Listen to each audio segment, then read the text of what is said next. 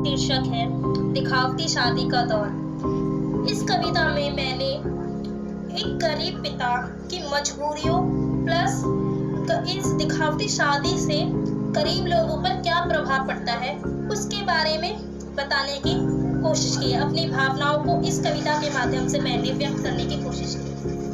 तो देखते हैं आपको ये कविता कैसी लगती है। तो मैं शुरू करने जा रही हूँ अपनी कविता। सोचा ना था कि कोई कभी एक ऐसा दौर भी आएगा, शादी जैसे पवित्र रिश्ते को पैसे व दिखावटी शादी में तौला जाएगा।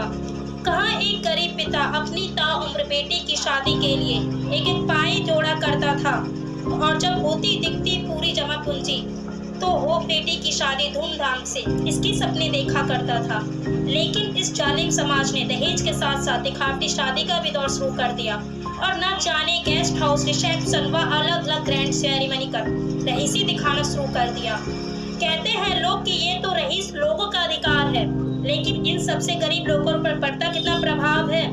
न जाने कितने गरीब परिवारों में होती है कन्या भ्रूण हत्या, दहेज हत्या व विशेष शोषण इसकी वजह से। क्या इसका तुम्हें अधिकार है? कुछ बेटियों की खुशियों के कारण लाखों बेटियों का अस्तित्व मिटाने व गरीब लोगों की खुशियां उजाड़ने का क्या तुमको इसका अधिकार है?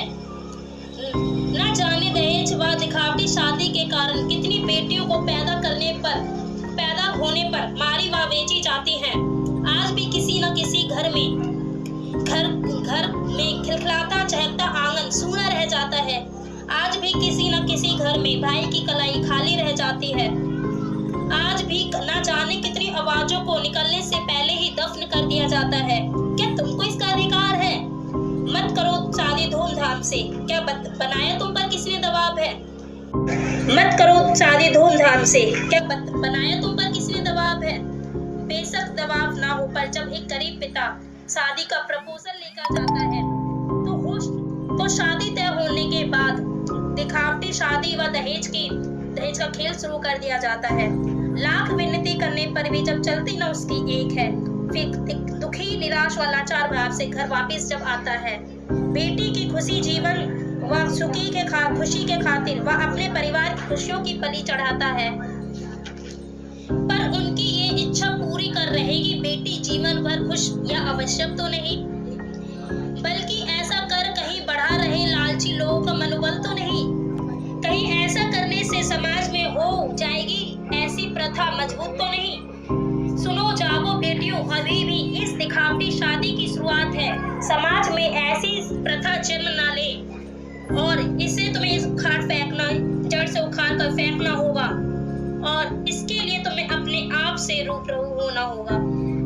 अपने अस्तित्व को पहचान कर अपनी काबिलियत सिद्ध कर इस पुरुष प्रधान समाज में कंधा से कंधा मिलाकर चलना होगा।